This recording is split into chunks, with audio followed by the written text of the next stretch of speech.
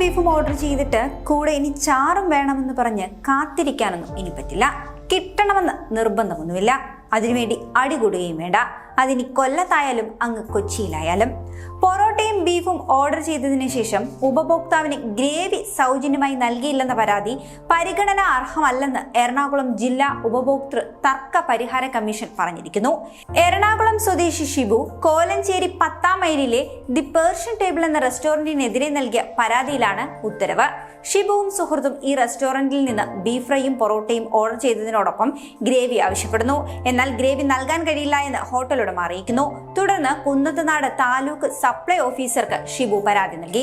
അന്വേഷണത്തിൽ ഗ്രേവി കൊടുക്കുക എന്നത് സ്ഥാപനത്തിന്റെ നയമല്ല എന്ന് റിപ്പോർട്ട് ചെയ്തു.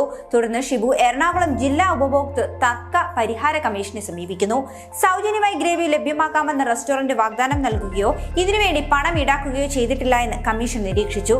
ഗ്രേവി നൽകേണ്ടതിന് എന്തെങ്കിലും നിയമപരമായ ബാധ്യതയുണ്ടെന്ന് തെളിയിക്കുവാൻ ഷിബുവിനും കഴിഞ്ഞില്ല.